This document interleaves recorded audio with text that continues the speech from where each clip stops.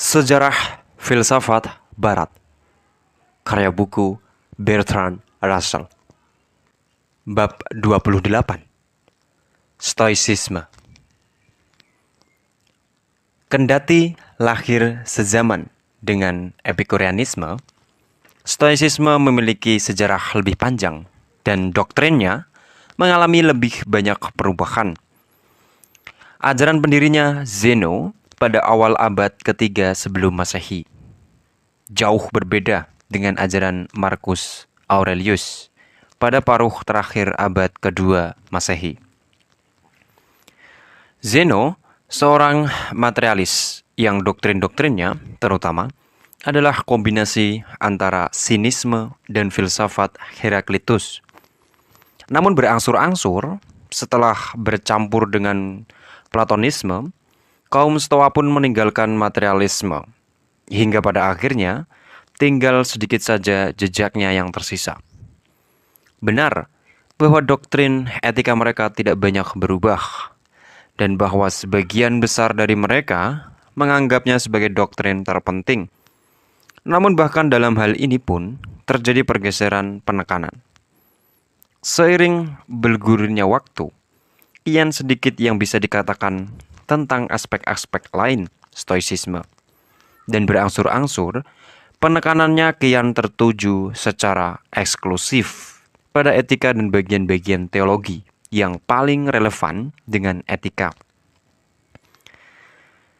Dalam kaitannya dengan semua tokoh mazhab Stoa yang lebih awal, kita berhadapan dengan fakta bahwa hanya sedikit fragmen karya-karya mereka yang bisa diselamatkan. Hanya Seneca, Epictetus, dan Marcus Aurelius saja yang termasuk tokoh abad pertama dan kedua Masehi, yang karya-karyanya masih selamat seutuhnya. Stoicisme kurang bercorak Yunani jika dibandingkan semua mazhab filsafat yang telah kita bicarakan sejauh ini. Kaum Stoa awal kebanyakan adalah bangsa Syria, dan kaum Stoa yang lebih belakangan kebanyakan adalah orang Romawi.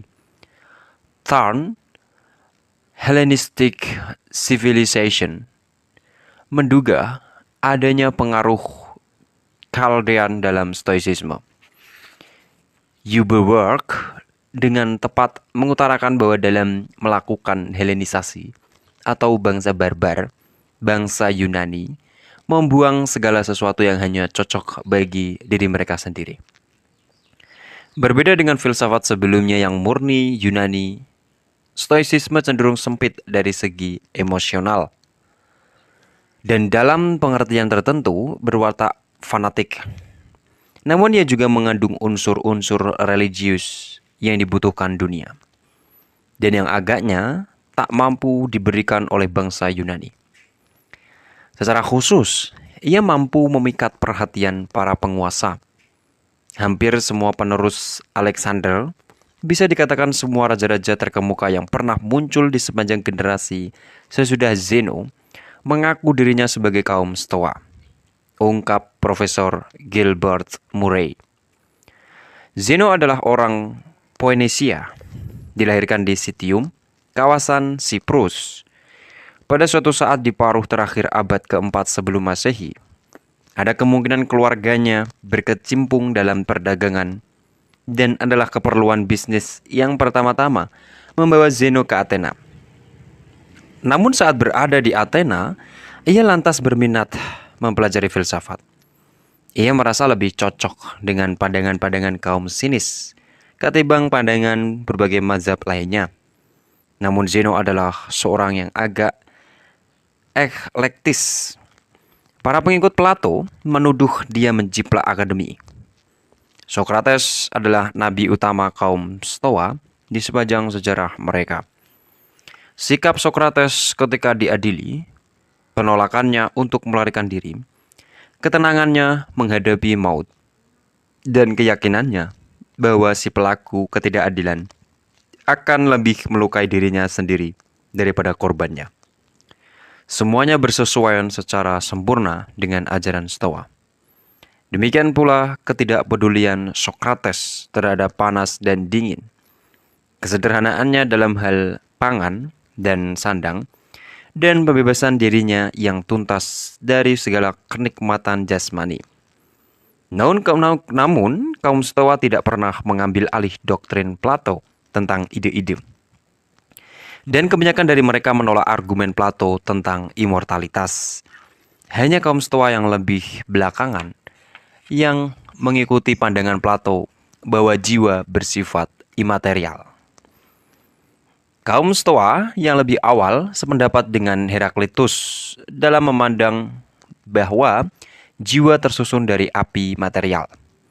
Secara verbal, doktrin ini juga terdapat dalam ajaran Epictetus dan Marcus Aurelius. Namun agaknya dalam filsafat mereka, api tidak dimengerti secara harfiah sebagai salah satu dari 4 unsur yang menyusun benda-benda jasmani. Zeno tidak memiliki ketelatenan terhadap berbagai segi metafisika yang pelik. Yang ia anggap penting adalah keutamaan, dan ia hanya menghargai fisika dan metafisika sejauh keduanya memberikan kontribusi bagi keutamaan. Ia berusaha merobohkan kecenderungan metafisis zaman itu dengan pengetahuan awam yang di Yunani berarti materialisme, keraguan-raguan terhadap apakah sarana indrawi bisa dipercaya membuat dia muak. Dan ia lantas mendorong doktrin kebalikannya hingga ke sudut ekstrim. Zeno berangkat dengan menegaskan eksistensi dunia nyata. Apa yang Anda maksud dengan nyata? Tanya seorang skeptis. Yang saya maksudkan adalah padat dan material. Yang saya maksudkan adalah meja ini materi padat. Dan Tuhan, tanya si skeptis dan jiwa. Sepenuhnya padat, ujar Zeno. Jika memang ada lebih padat daripada meja, dan keutamaan atau keadilan atau pemerintahan 3 raja juga materi padat? Tentu saja, kata Zeno. Benar-benar padat. Jelas bahwa hal ini Zeno seperti banyak pemikir lainnya bersikap terburu-buru karena didorong semangat anti-metafisika, sehingga terjeblos ke dalam metafisikanya sendiri. Doktrin utama yang dipegang teguh selamanya oleh mazhab itu berkaitan dengan determinisme kosmis dan kebebasan manusia. Zeno percaya bahwa tak ada sesuatu yang disebut kebetulan dan bahwa jalannya alam sudah ditetapkan secara ketat oleh hukum-hukum alam. Pada mulanya yang ada hanyalah api.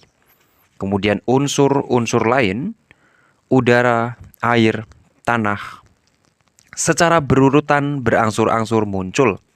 Namun cepat atau lambat akan terjadilah kebakaran kosmis dan seluruhnya akan kembali menjadi api. Peristiwa ini menurut kebanyakan kaum Stoa bukanlah penyempurnaan terakhir seperti hari kiamat dalam doktrin Kristiani. Namun hanyalah kesimpulan dari suatu siklus. Seluruh proses itu akan berulang lagi selamanya. Segala sesuatu yang terjadi sudah pernah terjadi sebelumnya dan akan terjadi lagi, bukan hanya sekali, melainkan berulang kali tanpa kesudahan. Hingga di sini doktrin itu mungkin terkesan muram dan sama sekali tidak lebih riang dibandingkan materialisme yang lazim seperti dalam filsafat Demokritus. Namun ini baru satu segi. Jalannya alam dalam pandangan stoicisme, sebagaimana dalam teologi abad ke-18, ditetapkan oleh sang pencipta hukum yang juga merupakan sang penyelenggara yang pemurah. Hingga ke berbagai hal kecil, semuanya telah dirancang untuk mencapai tujuan-tujuan tertentu berdasarkan sarana-sarana ilmiah.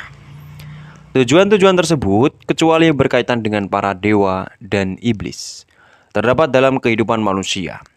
Segala sesuatu memiliki maksud yang berkaitan dengan manusia. Sejumlah binatang bisa dimakan. Sejumlah lainnya menguji keberanian. Bahkan kutu busuk pun berfaedah, sebab mereka membantu kita bangun pagi dan tidak bermalas-malasan di ranjang terlalu lama. Kuasa tertinggi itu kadang disebut Tuhan, kadang Zeus. Seneca membedakan Zeus ini dari sesembahan kepercayaan rakyat lainnya, yang juga nyata. namun lebih rendah kedudukannya. Tuhan tidak terpisah dari dunia.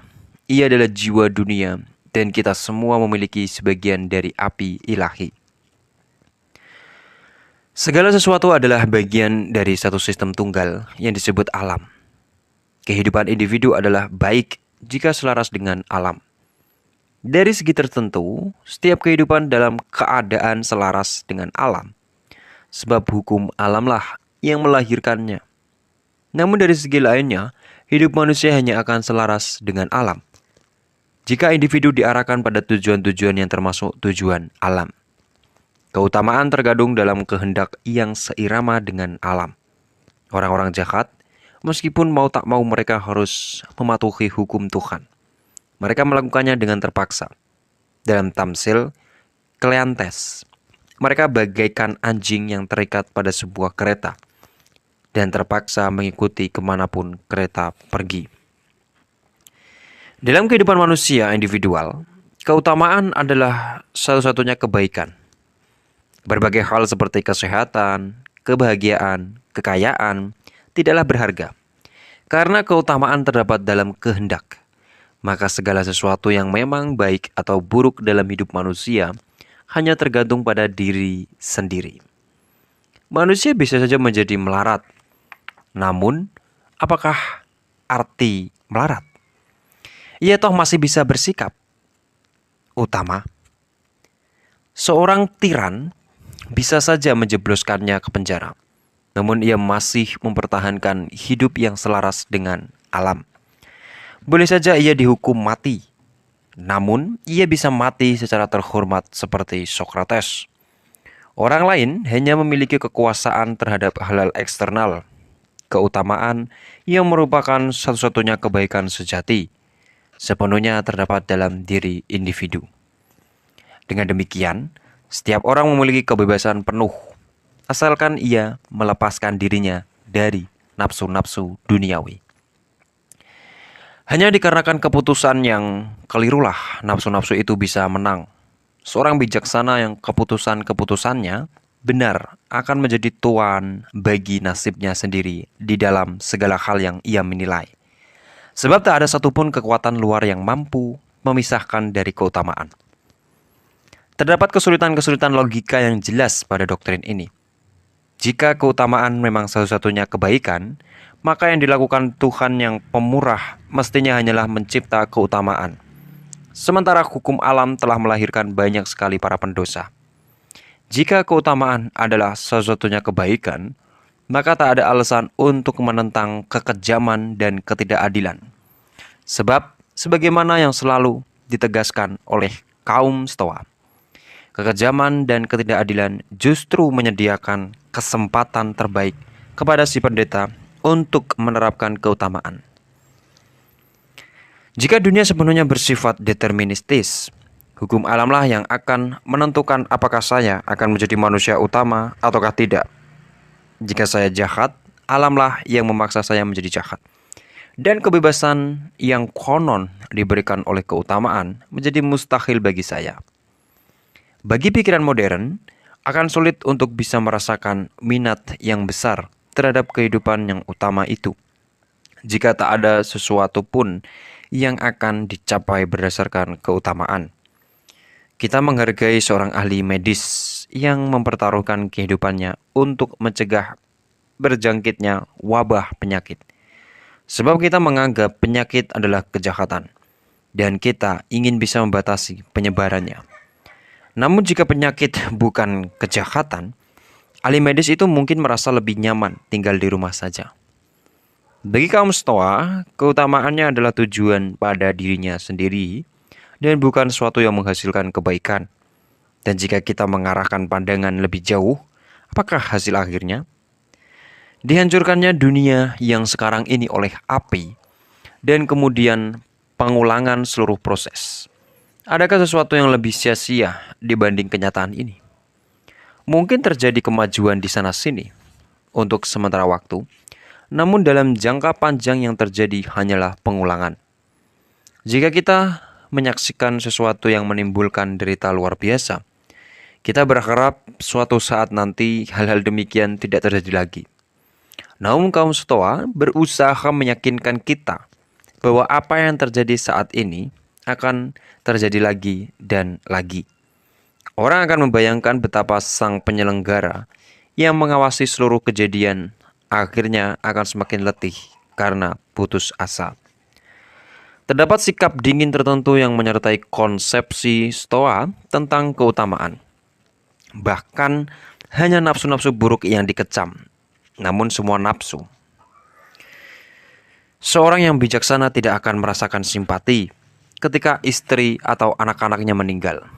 Ia menganggap kejadian ini bukanlah kendala bagi keutamaannya sendiri, dan karenanya tidak perlu terlampau berduka. Persahabatan yang dijunjung tinggi oleh Epikurus dinilai baik, namun hendaknya tidak dilakukan sampai ke batas di mana nasib sial sahabat Anda bisa menghancurkan ketenangan batin Anda yang suci. Perihal hidup bermasyarakat, mungkin adalah tugas Anda untuk berkecimpung di dalamnya. Sebab kehidupan masyarakat menyediakan kesempatan untuk menciptakan keadilan, ketabahan, dan sebagainya. Namun Anda hendaknya tidak didorong oleh keinginan untuk menciptakan manfaat bagi umat manusia. Sebab manfaat yang bisa Anda berikan itu seperti perdamaian atau tersedianya pangan yang lebih cukup. Bukanlah manfaat yang sejati dan bagaimanapun juga tak ada yang lebih penting bagi Anda kecuali keutamaan Anda sendiri. Seorang Stoa tidaklah bersikap utama dengan maksud untuk berbuat kebaikan, namun berbuat kebaikan agar menjadi utama.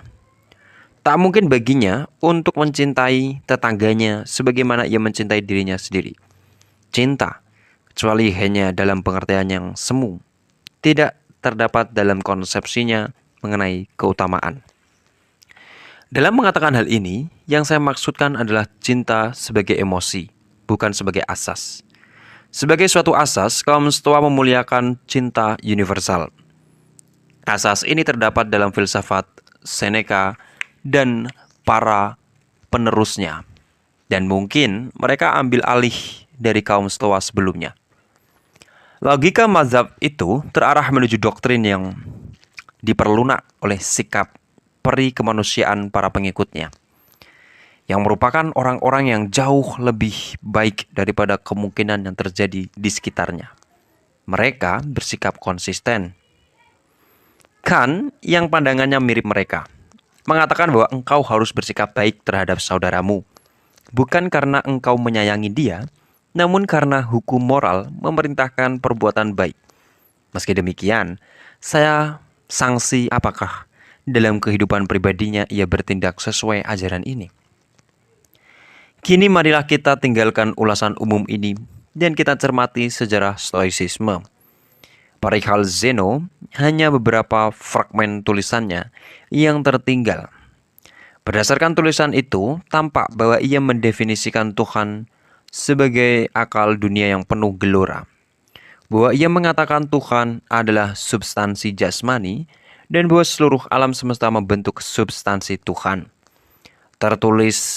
Tertullianus menyebutkan bahwa menurut Zeno, Tuhan mengisi dunia material sebagaimana madu mengisi sarang lebah. Menurut Diogenes Laertius, Zeno berpendapat bahwa hukum umum yang merupakan akal yang benar, yang melingkupi segala sesuatu, adalah sama dengan Zeus, pemimpin tertinggi pemerintahan alam semesta. Tuhan, akal, takdir, Zeus adalah satu. Takdir adalah kekuatan yang menggerakkan materi. Penyelenggaraan dan alam adalah istilah lain untuk takdir itu. Zeno tidak percaya bahwa perlu didirikan kuil-kuil untuk para dewa. Tak ada perlunya membangun kuil-kuil, karenanya kuil tidak perlu dianggap sebagai sesuatu yang mulia atau suci. Tak ada hasil karya tukang batu atau perajin yang benar-benar mulia atau suci. Seperti kaum Stoa yang lebih belakangan, ia agaknya percaya pada astrologi dan nujuman.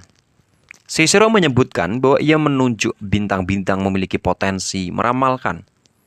Diogenes Laertius mengatakan segala jenis ramalan dianggap sah oleh kaum Stoa. Tentulah ada ramalan, kata mereka. Jika ada sesuatu seperti penyelenggaraan Tuhan, mereka memperlihatkan kebenaran seni pernujuman lewat sejumlah kasus di mana ramalan kemudian terbukti sebagaimana anggapan Zeno. Chrysippus memberikan keterangan cukup jelas dalam masalah ini. Doktrin Stoa tentang keutamaan tidak terdapat dalam fragmen-fragmen tulisan Zeno yang masih selamat. Namun tampaknya ia pernah menguraikannya. Kleantes dari Azos, penerus Zeno yang langsung terutama dikenal karena dua hal. Pertama, seperti telah kita simak, ia menyatakan bahwa Aristarchus dari Samos seharusnya diadili atas kedurhakaannya karena menganggap matahari dan bukan bumi yang merupakan pusat alam semesta. Yang kedua adalah karyanya, Hymn to Zeus, yang sebagian besar agaknya ditulis oleh Paus atau seorang Kristen tertentu yang terpelajar dalam abad sesudah Newton. Bahkan doa pendek dari Kleantes lebih bercorak Kristen. Bimbinglah aku, wahai Zeus, dan engkau, wahai nasib. Bimbinglah aku olehmu untuk tugas apapun yang kau pikulkan padaku. Bimbinglah aku olehmu, akan ku puluhi tak gentar, atau kau melemah imanku. Aku tertinggal dan berat hati, tetap juga kan kupatuhi. Chrysippus 280-207 sebelum Masehi yang menggantikan Kleantes adalah seorang pengarang yang sangat produktif dan konon telah menulis sebanyak 705 buku. Ia menjadikan stoicisme lebih sistematis dan terkesan ilmiah. Ia berpendapat bahwa hanya Zeus, api tertinggi yang kekal, dewa-dewa lain, termasuk matahari dan bulan, dilahirkan dan bisa mati. Konon ia beranggapan bahwa Tuhan tidak turut berperan dalam terciptanya kejahatan. Namun tidak jelas bagaimana ia akan melaraskan pandangan ini dengan determinisme. Di bagian lain, ia membahas masalah kejahatan dengan mengikuti cara Heraklitus, dengan mengatakan bahwa hal-hal yang bertentangan saling mengandaikan dan kebaikan tanpa kejahatan mustahil secara logika. Tak ada yang lebih janggal kecuali orang-orang yang beranggapan bahwa kebaikan bisa ada tanpa adanya kejahatan. Kebaikan dan kejahatan saling bertentangan. Kedua-duanya harus ada dalam keadaan berlawanan. Untuk menyokong doktrin ini, ia merujuk kepada Plato, bukan kepada Heraklitus. Chrysippus berpendapat bahwa orang yang baik senantiasa bahagia dan orang yang jahat selalu susah, dan bahwa kebahagiaan orang yang baik serupa dengan kebahagiaan Tuhan. Mengenai persoalan apakah jiwa luput dari kematian, muncul beberapa pendapat yang bertentangan. Kleantes berpendapat bahwa semua jiwa tetap hidup sampai terjadinya kebakaran alam semesta yang akan datang ketika segala sesuatu terhisap kembali ke dalam Tuhan. Namun, Chrysippus berpendapat bahwa hal ini hanya berlaku bagi jiwa orang-orang bijaksana. Minatnya tidak terlampau terbatas secara eksklusif pada etika jika dibandingkan kaum Stoa sesudahnya. Sebetulnya ia menganggap logika sebagai hal yang mendasar. Silogisme, hipotesis, dan disjungtif, termasuk istilah dinjungsi itu sendiri, berasal dari kaum Stoa. Demikian pula, studi tentang tata bahasa dan ditemukannya kasus khusus pentasrifan atau declensions, Chrysippus atau kaum Stoa lainnya yang terlihat oleh karyanya memiliki teori pengetahuan yang rinci yang terutama bersifat empiris dan didasarkan pada persepsi. Meski mereka pun mengakui beberapa ide dan asas tertentu yang dianggap ditetapkan oleh konsensus Gentium, kesepakatan umat manusia akan tetapi Zeno serta kaum Stoa Romawi memandang semua studi teoritis berada di dalam bawah etika. Ia mengatakan bahwa filsafat serupa kebun buah-buahan, di mana logika adalah pagar-pagarnya.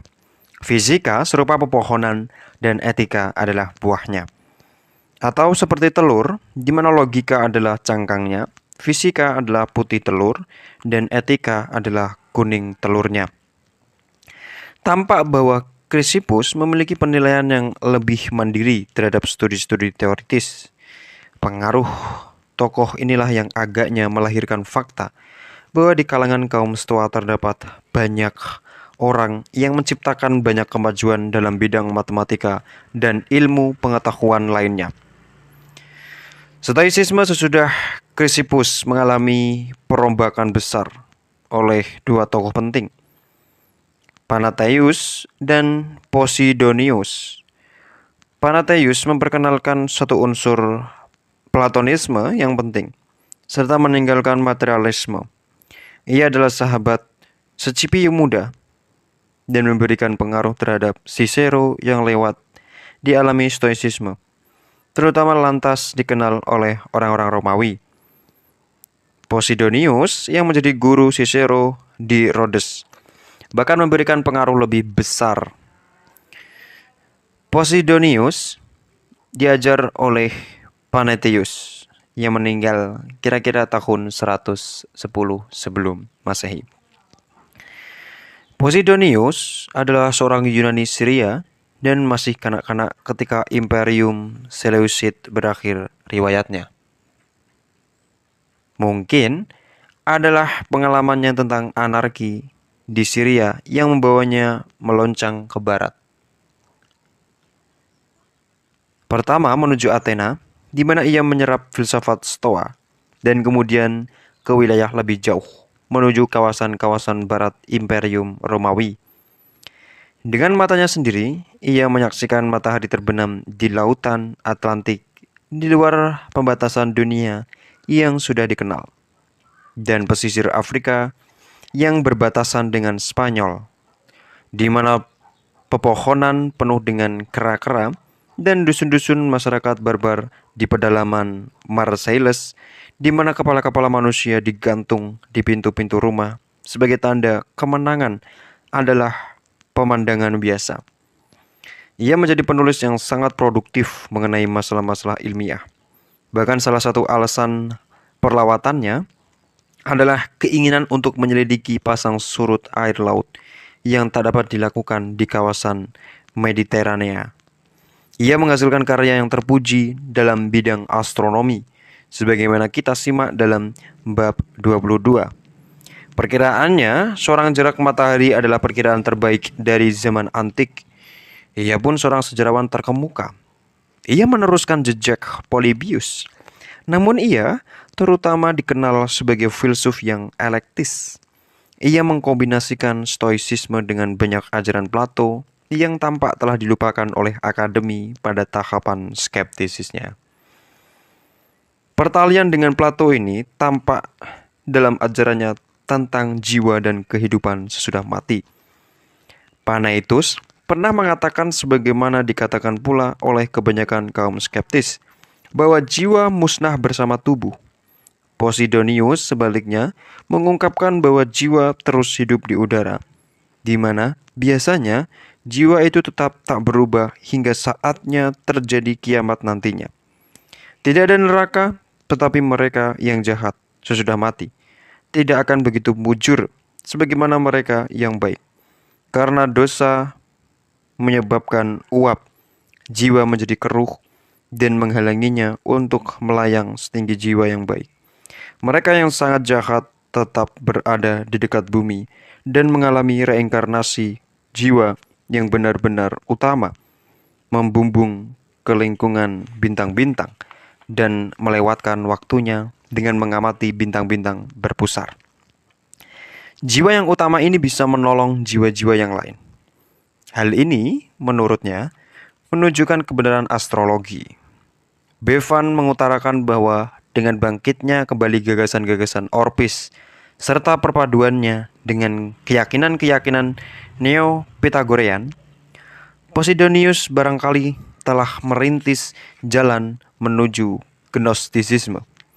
Ia menambahkan dengan sangat tepat bahwa sesuatu yang berdampak fatal terhadap filsafat yang seperti dikemukakan Posidonius itu bukanlah agama Kristen, melainkan teori Kopernikan. Bisa dibenarkan jika Clearchus beranggapan bahwa Aristarchus dari Samos adalah musuh yang berbahaya. Apa yang jauh lebih penting dari segi historis, meski tidak dari segi filsafat, dibandingkan kaum Stoa awal, adalah tiga tokoh yang memiliki kaitan dengan Romawi, Seneca, Epictetus, dan Marcus Aurelius, yang berturut-turut adalah seorang menteri, seorang budak, dan seorang kaisar. Seneca adalah seorang Spanyol yang ayahnya adalah seorang terpelajar yang hidup di Roma.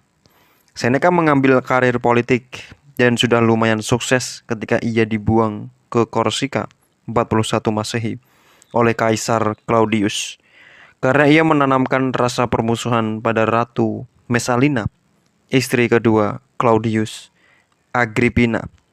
Memanggil pulang Seneca dari pembuangan pada tahun 48 Masehi dan menunjukkannya sebagai guru putranya yang berumur 11 tahun. Dibandingkan Aristoteles, Seneca kurang beruntung dalam mendapatkan murid ini. Yang tak lain adalah Kaisar Nero. Kendati pun sebagai seorang Stoa, Seneca resminya memandang rendah harta benda. Ia menimbun kekayaan raksasa yang konon mencapai 300 juta sesterce, kurang lebih 12 juta dolar. Sejumlah besar harta ini ia peroleh dengan meminjamkan uang di Inggris. Menurut Dio, suku bunga terlampau tinggi yang ia tetapkan adalah salah satu pemicu terjadinya revolusi di negeri itu. Ratu Boadicea yang heroik, jika kisah ini benar, memimpin pemberontakan melawan kapitalisme yang diwakili oleh sang rasul kesederhanaan dalam filsafat itu. Lambat laun, ketika kekuasaan Nero semakin tak terkendalikan, nasib Seneca pun kian tidak beruntung. Akhirnya secara adil atau tak adil, ia didakwa terlibat dalam persekongkolan luas yang bertujuan membunuh Nero dan menundukkan seorang kaisar baru yang menurut beberapa kalangan adalah Seneca sendiri ke atas singgasana. Mengingat pengabdian Seneca sebelumnya dengan murah hati, ia diizinkan untuk melakukan bunuh diri 65 Masehi. Akhirnya hayatnya cukup layak dikenang. Pada mulanya, begitu mengetahui keputusan sang kaisar, ia pun mulai menyusun surat wasiat ketika diberitahu bahwa ia tak diberi waktu lagi untuk mengerjakan urusan yang bertele-tele itu. Ia lantas menjumpai sanak keluarganya yang berduka dan mengatakan, "Tak perlu khawatir, aku wariskan pada kalian sesuatu yang jauh lebih berharga daripada harta duniawi. Ialah teladan hidup yang utama." Atau kata-kata yang bernada semacam itu. Kemudian ia pun angkat suara dan ia suruh sekretarisnya untuk menyurat kata-katanya yang terakhir. Menurut Tacitus, kefasihannya berbicara tetap mengalir pada saat-saat akhir hayatnya itu. Kemenakannya yang bernama Lusan, seorang penyair yang mengalami kematian serupa pada saat yang sama, meninggal pada saat ia mengucapkan syair-syairnya sendiri. Di kemudian hari, reputasi Seneca lebih ditentukan oleh petuah-petuahnya yang terpuji daripada oleh perilakunya yang agak meragukan. Sejumlah pendeta menganggapnya sebagai seorang Kristen dan berlangsungnya surat-menyurat antara dia dengan Santo Paulus diakui sebagai sesuatu yang benar-benar terjadi oleh sejumlah tokoh seperti Santo Jerome. Epictetus lahir kira-kira tahun 60 Masehi dan meninggal kira-kira tahun 100 Masehi. Adalah jenis manusia yang amat berbeda. Meskipun lebih serupa dengan seorang filsuf, ia adalah orang Yunani yang semula adalah budak Epaphroditus, lantas dibebaskan oleh Nero dan kemudian menjadi menterinya. Kakinya pincang, konon akibat hukuman kejam yang dialaminya ketika menjadi budak. Ia hidup dan mengajar di Roma sampai tahun 90 Masehi. Ketika Kaisar Domitian yang tidak menyukai para cendekiawan lantas mengusir semua filsuf. Epictetus selanjutnya mengundurkan diri ke Nikopolis di Epirus, di mana sesudah sekian tahun mengisi waktunya dengan menulis dan mengajar, ia pun wafat. Marcus Aurelius 121 sampai 180 Masehi tampil dari golongan sosial yang lain lagi. Ia adalah putra angkat Kaisar Antoninus Pius yang baik hati, yang tak lain adalah pamannya serta mertuanya yang lantas ia gantikan pada tahun 161 Masehi, dan yang kenangan tentang dirinya senantiasa ia agungkan sebagai kaisar. Sebagai kaisar, ia mencurahkan dirinya menuju keutamaan Stoa. Ia harus banyak menambahkan jiwanya, sebab kekuasaannya tertimpa bermacam bencana, gempa bumi, wabah, penyakit, perang yang berlarut-larut, pemberontakan militer. Karyanya yang bertajuk Meditation, yang ia susun bagi dirinya sendiri, dan tampaknya tidak dimaksudkan untuk diterbitkan, memperlihatkan perasaannya betapa tugas kemasyarakatannya itu sangat berat, dan bahwa ia mengalami rasa jemu yang begitu menekan. Putra satu-satunya, Commodus, yang menggantikannya berubah menjadi salah satu kaisar paling buruk di antara banyak penguasa yang jelek. Namun ia berhasil menyembunyikan perangainya yang durjana itu selama ayahnya masih hidup. Istri sang filsuf, Faustina, barangkali secara tak adil didakwa melakukan perbuatan tak bermoral. Namun Marcus Aurelius tak pernah mencurigainya, dan sesudah kematian sang istri, ia mempersulit dirinya sendiri dengan berusaha mendewakannya. Ia menganiaya orang-orang Kristen sebab mereka mengingkari agama negara yang ia anggap penting dari segi politik.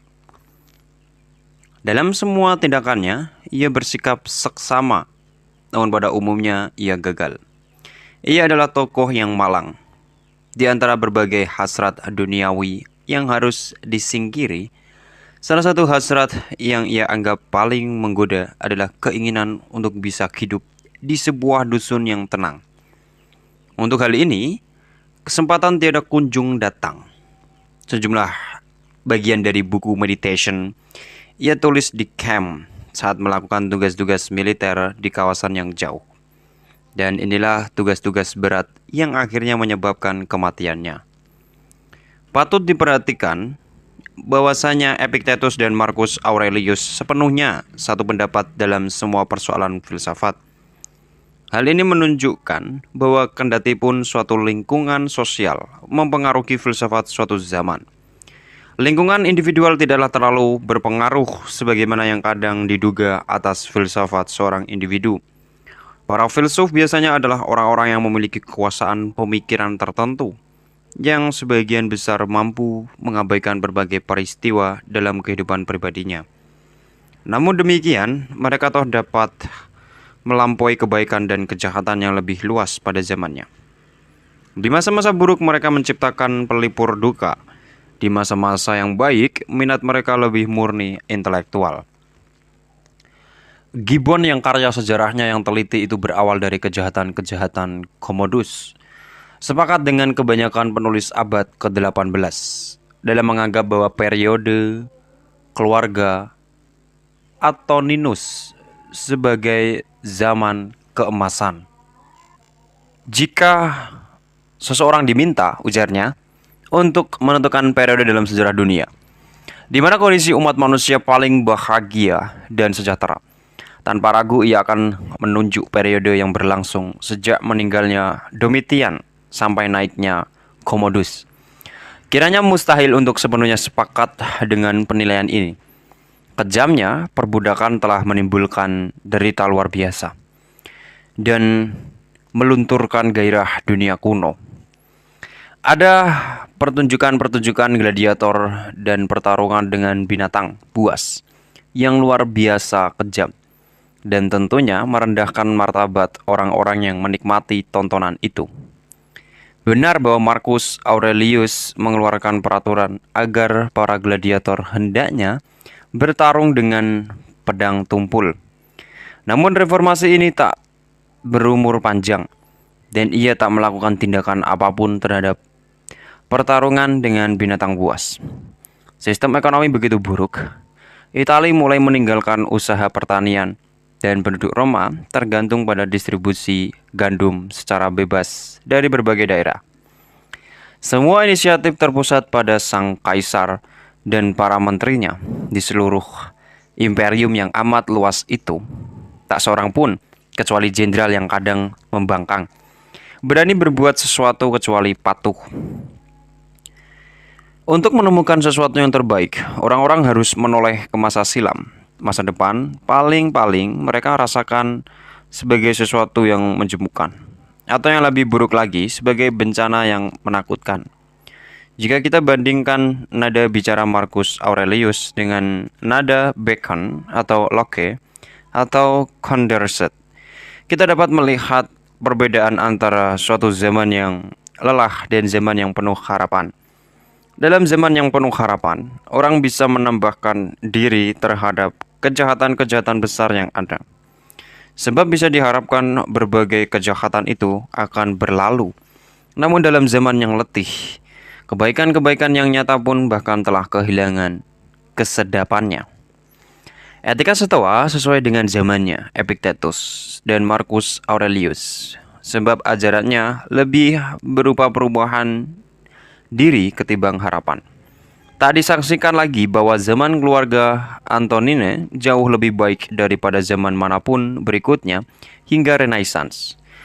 Jika dilihat berdasarkan kebahagiaan masyarakat, namun studi yang cermat menunjukkan bahwa zaman itu tidaklah sedemikian sejahtera sebagaimana dugaan kita ketika memandang bangunan-bangunan arsitekturnya yang masih tersisa.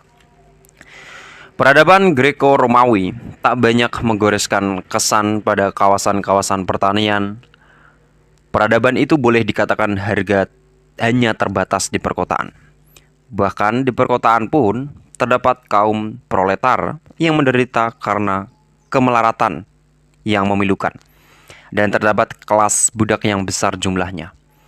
Rostov-Stev menyimpulkan telah tentang kondisi sosial dan ekonomi di daerah perkotaan itu sebagai berikut.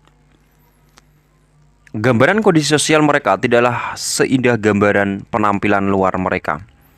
Kesan yang diberikan oleh sumber-sumber rujukan kita adalah bahwa kemegahan kota-kota itu diciptakan oleh dan tercipta lagi segelintir kalangan yang agak terbatas jumlahnya di antara penduduk, bahwa kesejahteraan segelintir kalangan ini bahkan bertumpu pada dasar-dasar yang boleh dikatakan rapuh, bahwa sebagian terbesar penduduk kota hanya memperoleh penghasilan yang sangat pas-pasan atau hidup dalam keadaan sangat melarat. Singkatnya, kita hendaknya jangan membesar-besarkan kemakmuran kota-kota itu. Aspek-aspek permukaan itu bisa menyesatkan.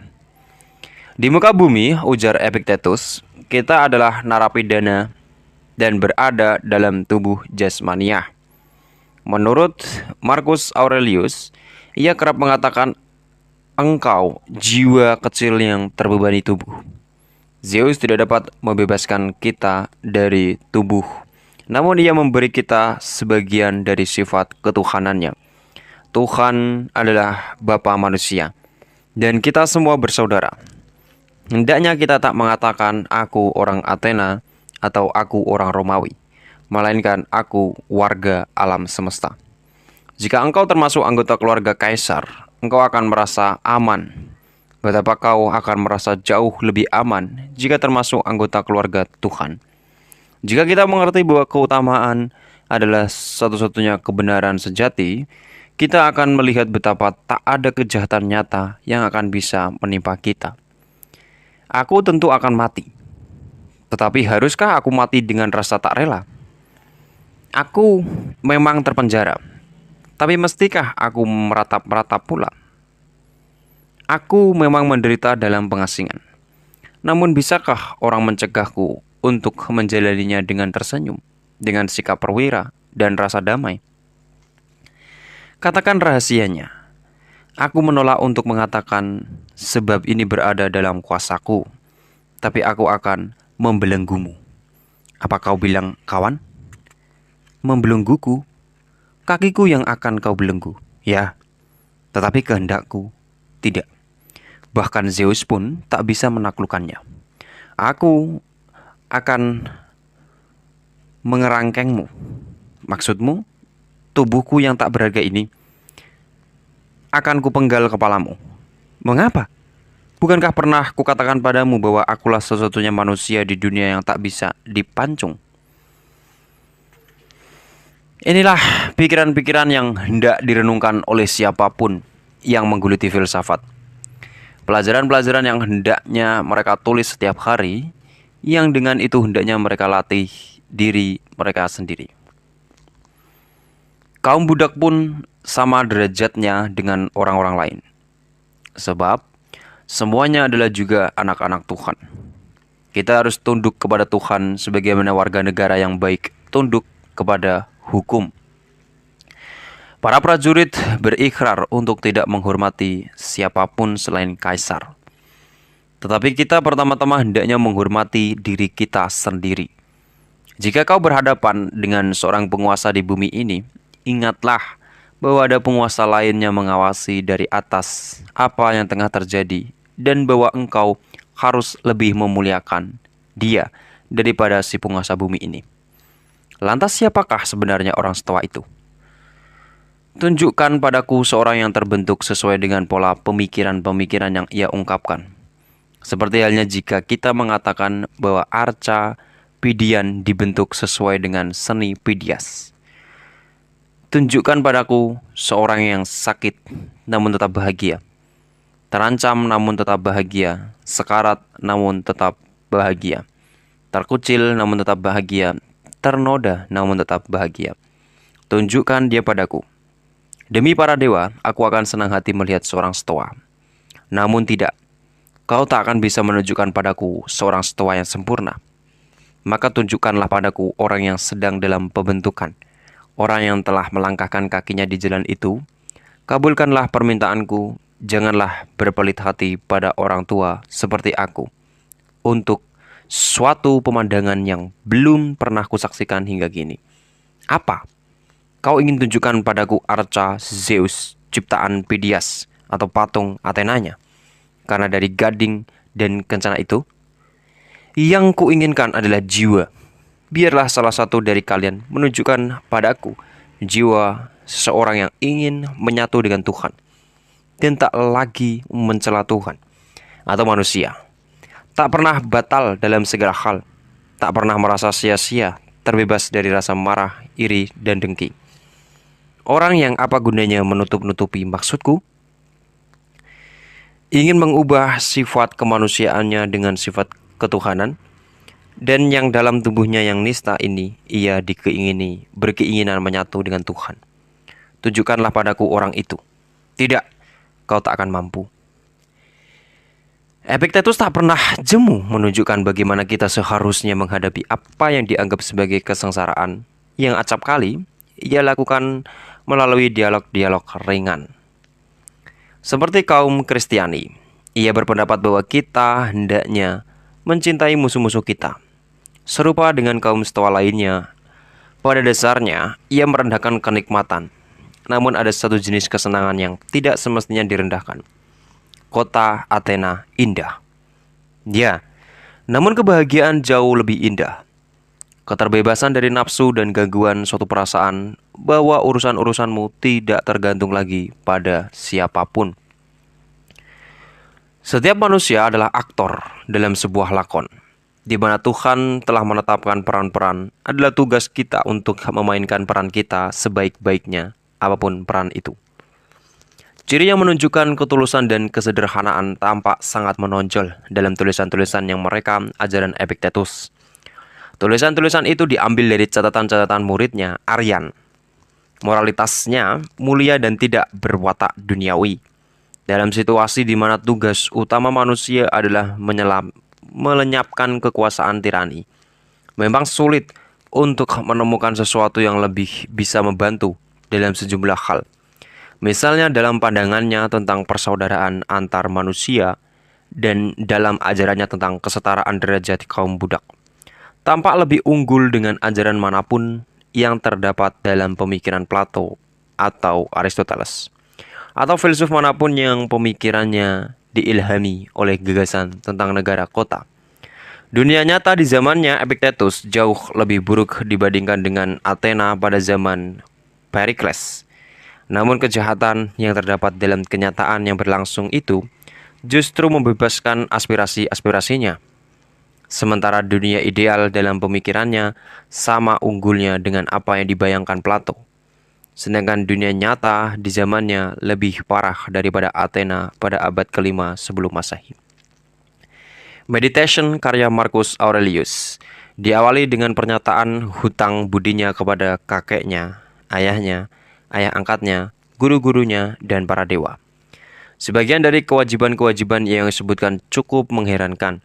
Dia katakan dari Diogetus untuk tidak mendengarkan apa yang dikatakan para dukun sihir, dari Rusticus untuk tidak menulis syair, dari Sextus untuk bersikap khidmat tanpa kepura-puraan, dari Alexander ahli tata bahasa untuk tidak membetulkan tata bahasa yang buruk dengan tata bahasa lainnya.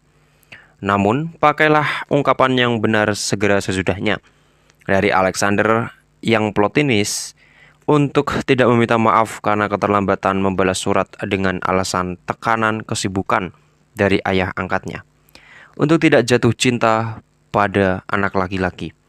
Ia berhutang budi pada para dewa. Demikian lanjutnya. Betapa ia tidak diasuh terlalu lama bersama selir kakeknya, dan tidak harus membuktikan kejantanannya terlalu dini. Bahwa anak-anak tidak bodoh dan tak pula catat tubuhnya. Bahwa istrinya patuh, penuh kasih sayang, dan sederhana.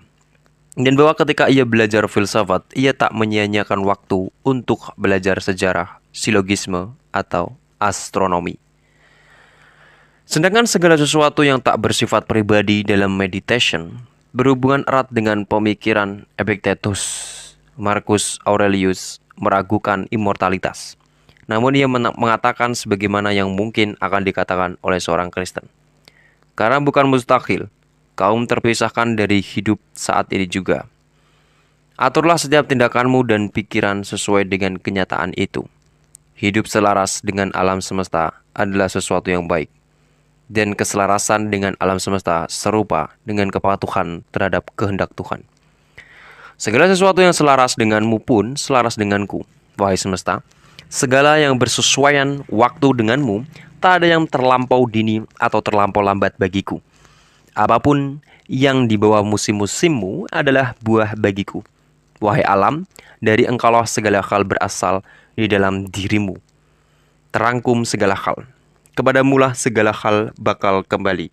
Sang penyair berkata, kota Cecrops tercinta, dan tidakkah engkau akan berkata, kota Zeus tercinta? Orang akan melihat bahwa kota Allah, the city of God, karya Santo Agustinus, sebagai diambil alih dari sang kaisar kaum pagan itu. Marcus Aurelius percaya bahwa Tuhan memberi setiap manusia satu setan yang khusus sebagai pembimbingnya. Sebuah kepercayaan yang muncul kembali dalam keyakinan Kristen dalam bentuk malaikat penjaga. Ia senang membayangkan alam semesta sebagai satu keseluruhan yang saling berjalinan erat. Alam semesta, ujarnya, adalah makhluk hidup, memiliki satu substansi dan satu jiwa. Salah satu petuahnya adalah, jangan pernah abaikan hubungan segala hal di alam semesta. Apapun yang mungkin terjadi padamu, ia telah disiapkan bagimu sejak zaman asali.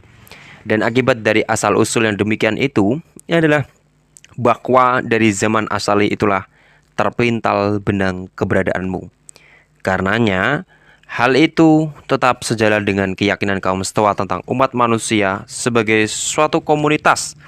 Walaupun kita mengingat kedudukan Marcus Aurelius yang tinggi di negara Romawi, sejauh aku adalah Antoninus, kota dan negeriku adalah Roma, namun sejauh aku adalah manusia, kota dan negeriku adalah dunia. Kita bisa melihat ada kesulitan tertentu yang dihadapi oleh semua Stoa, yakni mendamaikan determinisme dengan kebebasan kehendak. Manusia eksis demi kaitannya satu sama lain, ujarnya. Di saat ia merenungkan kewajibannya sebagai penguasa, kejahatan seorang tidak berakibat buruk bagi orang lain. Ujarnya di halaman yang sama. Di saat ia memikirkan doktrin bahwa kehendak utama sajalah yang baik, ia tidak pernah menyimpulkan bahwa kebaikan seseorang tidak akan berakibat baik pada orang lain, dan bahwa ia tak akan menimbulkan akibat buruk pada siapapun kecuali dirinya sendiri jika tindakannya sama jahatnya dengan Kaisar Nero. Namun agaknya kesimpulannya adalah sebagai berikut. Adalah sesuatu yang tak lazim pada manusia, katanya, untuk mengasihi mereka yang berbuat salah sekalipun. Dan ini bisa terjadi jika di saat mereka berbuat salah, kebetulan mereka adalah anggota keluargamu, dan bahwa mereka berbuat salah karena tidak tahu dan tak sengaja, dan ketika kamu berdoa akan segera mati. Dan lebih dari itu, si pelaku kesalahan nyatanya tidak menimbulkan akibat buruk padamu, sebab ia tidak pernah menyebabkan kepandaian utamamu menjadi lebih buruk dari semula.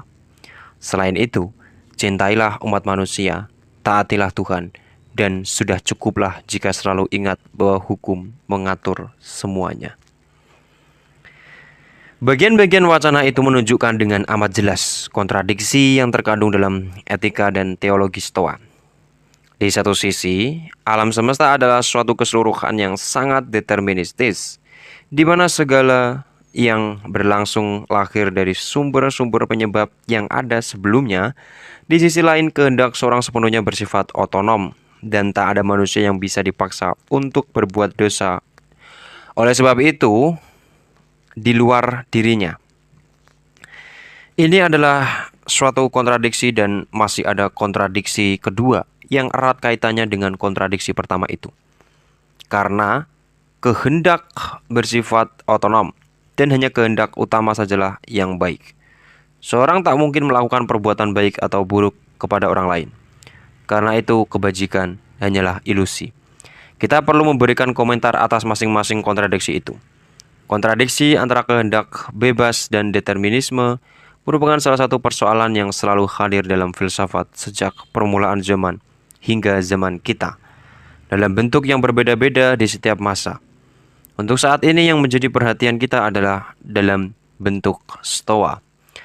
Saya kira seorang Stoa, jika kita bisa membuatnya tunduk pada penyelidikan ala Sokrates, kurang lebih akan mempertahankan pandangannya demikian.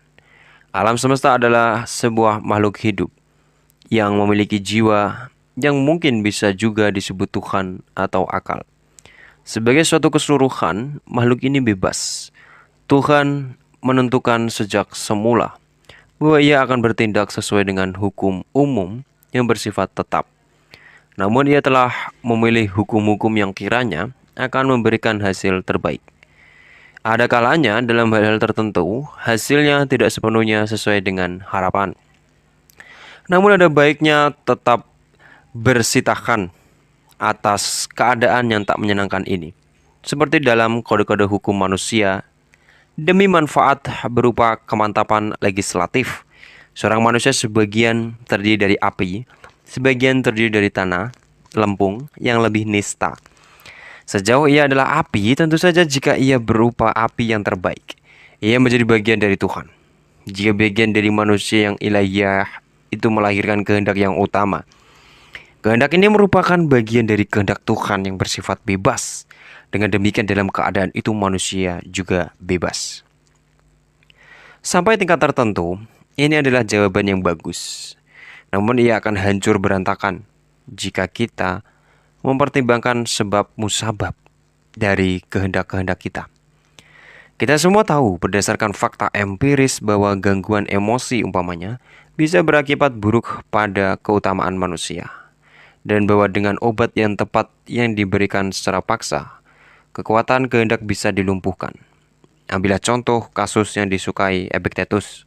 Ialah orang-orang yang secara tak adil dipenjara oleh seorang tiran, yang justru lebih banyak contoh kejadiannya di tahun-tahun sekarang ini dibandingkan dengan periode manapun dalam sejarah manusia. Sejumlah orang mengambil sikap heroisme ala Stoa. Sejumlah lainnya agak mengherankan tidak bersikap demikian. Sudah jelas bahwa bukan hanya siksaan seperlunya akan bisa meruntuhkan hampir segala keteguhan manusia. Namun bahwa morfin dan kokain pun bisa menyebabkan manusia menjadi jinak. Pada kenyataannya kehendak itu hanya mungkin terbebas dari kehendak tiran sejauh sang tiran tak mengenal ilmu pengetahuan ini. Ini adalah contoh ekstrim, namun argumen-argumen serupa yang mendukung determinisme dalam dunia tak bernyawa terdapat pula dalam wilayah kehendak manusia pada umumnya. Saya tidak mengatakan, saya pun tidak berpikir bahwa argumen-argumen itu sudah bulat. Saya hanya menyebutkan bahwa dalam kedua kasus itu, argumen-argumen tersebut memiliki kekuatan setara dan tak mungkin ada alasan yang memadai untuk menerima argumen-argumen itu di wilayah yang satu dan menolaknya di wilayah yang lain. Seorang Stoa, jika ia ikut seorang dalam menekankan sikap toleran terhadap para pendosa, maka dirinya sendiri juga akan menekankan bahwa kehendak yang durhaka itu tercipta oleh sebab-sebab yang ada sebelumnya. Hanya kehendak utama sajalah yang menurutnya bersifat bebas. Bagaimanapun juga, hal ini tidak konsisten. Marcus Aurelius menerangkan bahwa keutamaannya sendiri lahir berkat pengaruh yang baik dari orang tuanya, kakeknya, neneknya, dan guru-gurunya. Kehendak yang baik adalah sama-sama merupakan akibat dari sebab sebelumnya, sebagaimana kehendak yang jahat. Penganut Stoa mungkin bisa berkata dengan sungguh-sungguh bahwa filsafatnya menjadi sumber keutamaan bagi mereka yang meyakininya. Namun tampaknya filsafat itu tak mungkin melahirkan hasil seperti yang diharapkan jika di dalamnya tak terkandung kesalahan intelektual tertentu. Keyakinan bahwa keutamaan maupun kedurhakaan adalah akibat tak terelakkan yang lahir dari sebab-sebab sebelumnya, sebagaimana yang tentunya diyakini oleh kaum Stoa, kiranya akan membawa pengaruh yang bisa melumpuhkan upaya moral. Kini saya tiba pada kontradiksi kedua, yakni bahwa kaum Stoa di samping ia menganjurkan kebajikan, pun mengatakan dalam teorinya bahwa tak seorang pun yang bisa melakukan kebaikan ataupun kejahatan pada orang lain. Sebab hanya kehendak utama sajalah yang baik, dan bahwa kehendak utama itu tak tergantung pada sebab dari luar. Kontradiksi ini lebih tegas dibandingkan kontradiksi lainnya, dan lebih khas kaum Stoa termasuk para moralis Kristen tertentu. Penjelasan atas kenyataan betapa mereka tidak mengetahui kontradiksi itu adalah bahwa seperti terjadi pada banyak orang lain, mereka memiliki dua sistem etik yang yakni sistem yang sangat bagus untuk diri mereka sendiri dan sistem yang lebih jelek untuk orang-orang keturunan rendah yang tak mengenal hukum. Ketika seorang filsuf Stoa berpikir tentang dirinya sendiri, ia berpendapat bahwa kesenangan dan segala kebaikan duniawi lainnya tidak berharga. Ia malahan menyatakan bahwa hasrat terhadap kesenangan bertentangan dengan alam, yang berarti mengandung sikap kurang pasrah terhadap kehendak Tuhan. Namun sebagai manusia praktis yang memerintah Imperium Romawi, Marcus Aurelius benar-benar sadar bahwa cara berpikir demikian itu sulit diterapkan. Sudah menjadi tugasnya untuk mengawasi apakah kapal-kapal gandum dari Afrika sudah tiba di Roma. Sebagaimana mestinya, bahwa telah diambil tindakan untuk meringankan derita akibat wabah penyakit. Dan bahwa orang-orang barbar yang dianggap musuh tidak diizinkan menyeberangi perbatasan.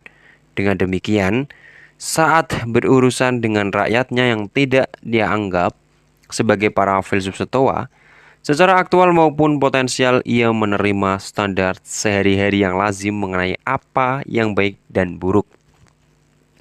Dengan menerapkan standar-standar inilah ia dapat menunaikan tugasnya sebagai kepala pemerintahan. Yang tampak ganjil adalah bahwa tugas ini sendiri berada dalam aras tertinggi dari apa yang hendaknya dikerjakan oleh seorang cendekiawan Stoa. Walaupun tugas itu dilandaskan pada etika yang oleh cendekiawan Stoa sebetulnya dianggap salah.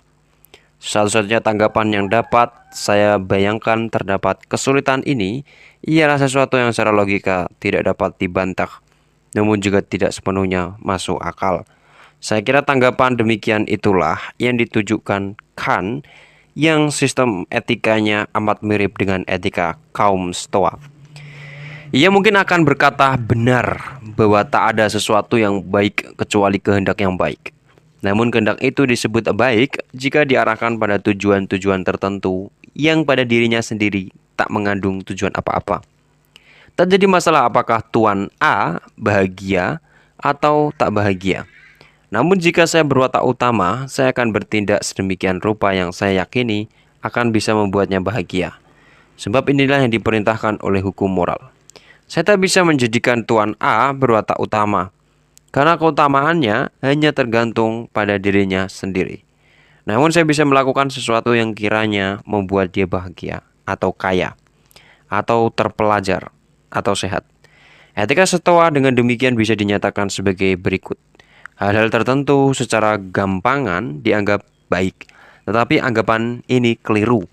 Sesuatu yang baik adalah kehendak yang diarahkan untuk memperoleh kebaikan-kebaikan palsu itu bagi orang lain. Doktrin ini tidak mengandung kontradiksi logika, namun ia pun sama sekali tak masuk akal jika kita benar-benar percaya bahwa apa yang lazimnya dianggap baik adalah tak berharga.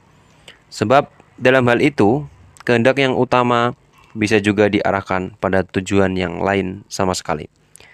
Pada kenyataannya, terdapat unsur kepura-puraan dalam stoicisme. Kita tak dapat bahagia, namun kita bisa menjadi baik. Maka marilah kita berpura-pura bahwa sejauh kita baik, tak jadi soal jika kita tak bahagia. Doktrin ini heroik dan dalam dunia yang kejam memang berguna. Namun doktrin itu tak sepenuhnya benar dan dalam pengertiannya yang mendasar tidak sepenuhnya jujur. Kendati arti terpenting pemikiran kaum Stoa lebih berkaitan dengan bidang etika. Terdapat dua segi di mana ajaran mereka membuahkan hasil pula pada bidang-bidang lain. Yang pertama adalah teori pengetahuan, yang lainnya adalah doktrin tentang hukum alam dan hak alamiah. Terlepas dari Plato dan teori pengetahuan, mereka mengakui persepsi kesalahan alat-alat indrawi menurut mereka sebetulnya disebabkan oleh keputusan yang keliru. Dan ini bisa dihindari dengan sedikit berhati-hati. Seorang filsuf Stoa, Spyrus, murid langsung dari Zeno, pernah diundang makan malam oleh Raja Ptolemeus yang sesudah mendengar doktrin tersebut menghidangkan buah delima yang terbuat dari lilin. Sang filsuf lantas mencoba menyantap buah itu, sementara sang raja menertawakannya.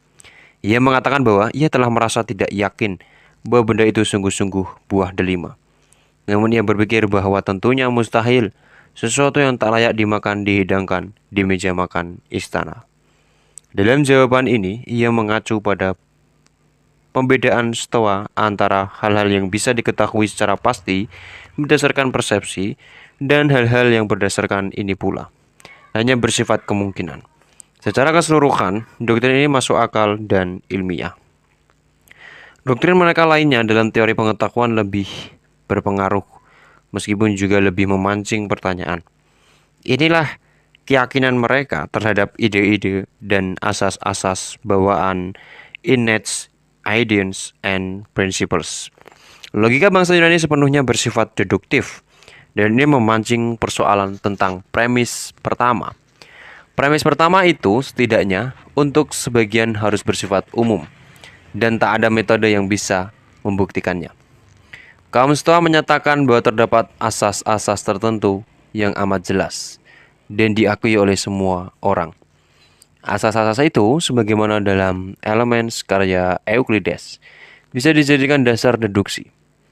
Demikian pula, ide-ide ide-ide bawaan bisa dipakai sebagai titik tolak definisi-definisi.